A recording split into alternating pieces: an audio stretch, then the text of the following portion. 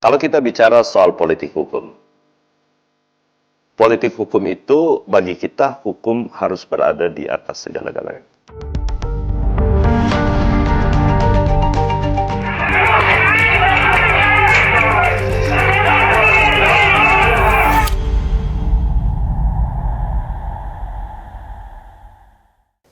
Halo pemirsa One on One on the Spot, bersama saya Vena Kintan. Dalam kesempatan kali ini kita akan membahas sejumlah isu hukum yang tengah menjadi sorotan publik, mulai dari maraknya aksi main hakim sendiri, kemudian RUU perampasan aset, dan juga kita akan bahas soal meningkatnya angka pelepasan warga negara Indonesia di tanah air serta sejumlah isu hukum lainnya. Kita akan bahas bersama dengan Menteri Hukum Republik Indonesia. Sudah hadir bersama saya ada Bapak Supratman Andi Aktas.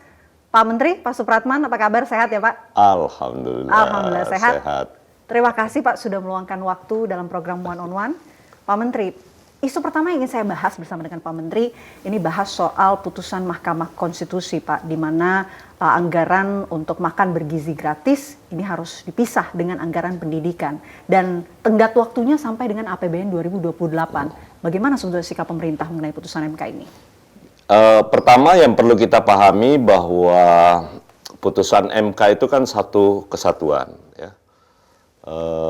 Dalam pertimbangannya MK menyatakan bahwa program makan bergizi gratis itu adalah sebuah program yang secara konstitusional itu dibenarkan dan tidak melanggar Undang-Undang Dasar. Kenapa MK berpendapat seperti itu? Bahwa memang negara berkewajiban hadir dalam rangka untuk memberi perlindungan kepada masyarakat, baik itu di sektor kesehatan maupun juga bagaimana kemudian masyarakatnya bisa menjadi sehat. Itu yang harus kita apresiasi dari Mahkamah Konstitusi. Artinya, sebelum saya menjawab pertanyaan tadi, bahwa apa yang diprogramkan oleh Bapak Presiden Prabowo soal MBG, secara konstitusional itu tidak ada masalah. Tidak ada masalah. Nah, karena itu artinya negara wajib hadir untuk membuat masyarakatnya semakin cerdas, dan itu MK mengutip beberapa pasal di Undang-Undang Dasar kita, pasal 34, pasal 28 dan lain sebagainya ya.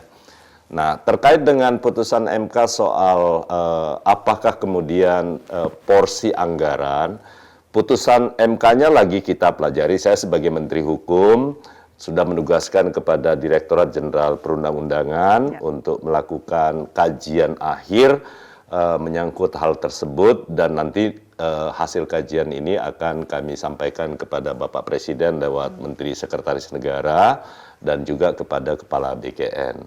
Nah, apapun terkait dengan putusan Mahkamah Konstitusi, Presiden dan pemerintah dari dulu selalu berkomitmen bahwa itu adalah menjadi patokan kita di dalam merumuskan sebuah kebijakan yang tentu harus selalu berlandaskan kepada hukum. Jadi itu saya pastikan seperti itu. Namun demikian, Mahkamah Konstitusi juga masih memberi tenggang waktu sampai tahun 2028 ya, APBN kita di 2028. Tapi sebenarnya bukan, kalau bagi saya bukan soal itu. Kalau itu kan soal teknis ya, soal pengalokasian anggaran itu nanti oleh Menteri Keuangan, tentu atas petunjuk Bapak Presiden itu pasti akan bisa menyesuaikan itu kalau itu menjadi sebuah keputusan yang harus kita jalankan. Tapi bagi kita, bagi masyarakat Indonesia, yang paling penting adalah apakah program makan bergizi gratis itu memang memberi manfaat yang luar biasa bagi kelangsungan anak-anak kita. Jangan lihat hari ini, karena semua program yang diprogramkan oleh Bapak Presiden itu pikirannya adalah masa depan. Jadi ini yang harus ditangkap oleh publik terkait dengan hal itu.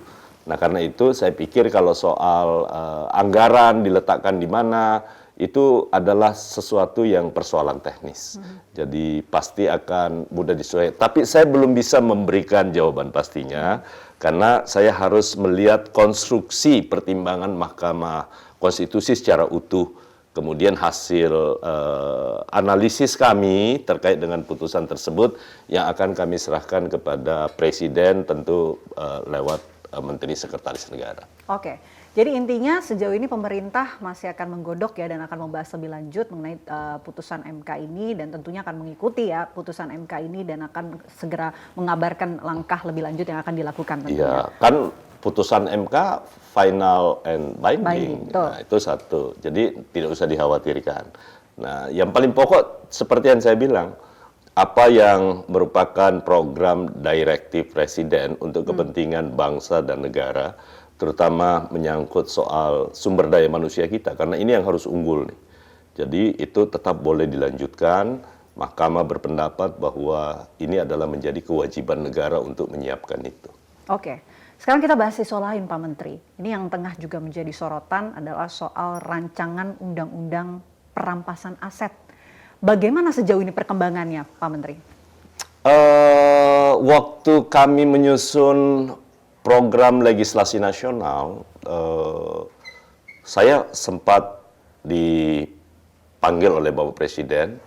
Presiden menyampaikan kepada saya selaku pembantunya sebagai Menteri Hukum menyangkut soal bagaimana untuk mengakselerasi dan mempercepat soal undang-undang perampasan aset. Ya. Jadi secara politis sikap presiden tegas, tidak ada masalah. Beliau menginginkan agar RUU ini bisa dipercepat. Namun demikian, pembuat undang-undang itu bukan hanya, ini kan sesuai dengan amandemen konstitusi kita, beda dengan undang-undang dasar kita yang lalu, di mana kekuasaan membentuk undang-undang itu berada di tangan presiden.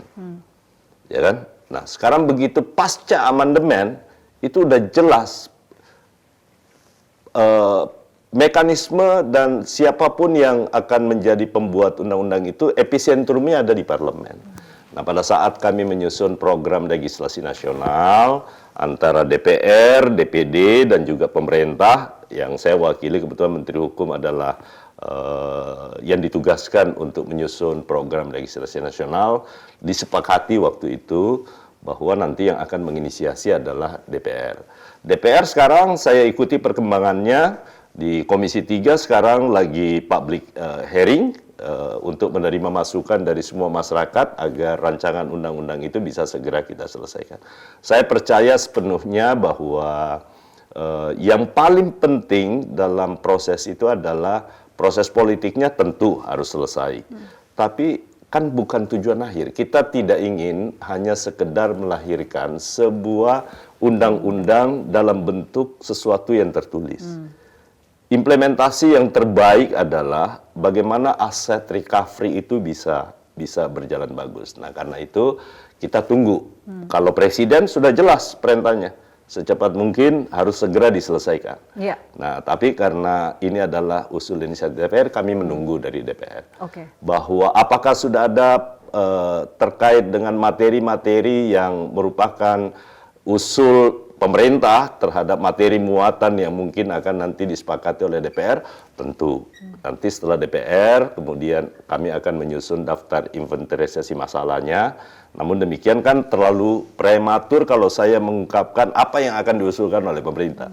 Karena kami harus rapat lintas kementerian, bukan hanya Menteri Hukum ya. Nanti akan melibatkan PPATK, akan melibatkan kepolisian, kejaksaan, aparat penegak hukum untuk kita bicarakan menyangkut soal mekanisme terbaik dalam perampasan aset tersebut. Oke, walaupun tengah menunggu proses lebih lanjut ya Pak, tapi yang jadi sorotan RUU ini kan sudah lama, tapi kemudian belum juga kemudian ditindaklanjuti. Apa yang membuat RUU ini begitu lama prosesnya Pak? Sekali lagi saya katakan, bagi pemerintah di zaman Pak Presiden Joko Widodo kan sudah 2 kali juga mengajukan ke parlemen, ya kan? Nah, proses politik itu karena kekuasaan membentuk undang-undang sekarang itu beralih, dominasi sekarang itu ada di parlemen. Tentu di parlemen pemerintah nggak bisa campuri terlalu jauh sebelum itu jadi usul inisiatif. Atau mungkin dulu pemerintah sudah mengusulkan, tapi di parlemen kan belum jalan. Nah, saya yakin Presiden sudah memberikan sikap ini harus segera diselesaikan. Saya yakin mudah-mudahan dalam waktu dekat teman-teman di Komisi 3 bisa segera menyelesaikan itu. Ada juga yang khawatir ya, ada yang membuat kekhawatiran bahwa RUU perampasan aset ini ditakutkan Pak Menteri bisa menjadi alat politik kekuasaan. Bagaimana kemudian pemerintah menjawab kekhawatiran tersebut? Jadi gini, tadi di awal saya sudah sampaikan, apapun yang kita buat sebagai sebuah keputusan politik dalam melihat satu produk perundang-undangan, pasti ada sisi negatifnya, ada positifnya. Ya. Maka karena itu, untuk meminimalisir hal tersebut, dalam menyusun sebuah rancangan undang-undang, sebenarnya kita itu sudah punya alat untuk mengukur. Namanya RIA, Regulatory Impact Assessment. Jadi itu yang bisa dijadikan patokan untuk mengukur baik menyangkut soal efektivitasnya, kemudian manfaatnya, kemudian nanti impact-nya ke masyarakat seperti apa. Jadi sebenarnya kita secara umum kita sudah memiliki sebuah mekanisme untuk bisa memprediksi dari awal kemungkinan hal-hal yang bisa terjadi. Tapi yang paling penting adalah, sekali lagi, kita tidak sekedar hanya mau melahirkan sebuah regulasi, Mbak Vena ya. Yang paling penting adalah efektivitasnya. Apa yang paling efektif di dalam? Apakah kita hanya sekedar mau menghukum orang? Atau sebenarnya yang paling penting itu adalah bagaimana kerugian negara itu bisa dipulihkan? Nah, ini yang harus kita cari keseimbangannya. Kalau ditanya kepada saya, lebih penting mana? Satu, pemidanaan kita udah berubah. Dulu sistem penjara. Kalau secara teori dulu Immanuel Kant selalu bilang bagaimana pokoknya kalau ada individu yang melakukan kejahatan, maka dia harus berhadapan negara harus membalas dendam atas perbuatan pidananya. Bagi kita, sekarang konsep pemidanaan itu sudah berubah. Sudah berubah. Tentu kita tidak bisa mentolerir terhadap kejahatan-kejahatan kera putih, ya, kejahatan-kejahatan kera putih tentu harus dibedakan. Namun demikian, inti dari semuanya adalah bagaimana menyelamatkan keuangan negara. Nah, karena itu selalu saya tekankan bahwa di dalam undang-undang perampasan aset itu, aset recovery yang harus menjadi patokan kita. Jangan terlalu banyak menghukum orang, tapi kerugian negara nggak dipulihkan. Lantas buat apa? Kita penuhin penjara, uangnya tidak kembali, warga binaan negara harus keluar lagi untuk mensubsidi, menjaga, kemudian memberi makan, dan lain sebagainya. Karena itu sekali lagi saya selalu, titik patokan kita adalah bagaimana pemulihan, pengembalian kerugian keuangan negara itu yang harus menjadi fokus kita di dalam terutama di Undang-Undang Perampasan Aset itu. Oke, kita masih akan melanjutkan diskusi kita membahas soal RUU Perampasan Aset, termasuk juga Pak Menteri ini Majelis Ulama Indonesia mendorong hukuman mati bagi koruptor. Bagaimana kemudian Anda merespon pernyataan yang disampaikan MUI ini? Nanti kita akan dalami usai jeda. Program One on One akan kembali untuk Anda pemirsa sesaat lagi.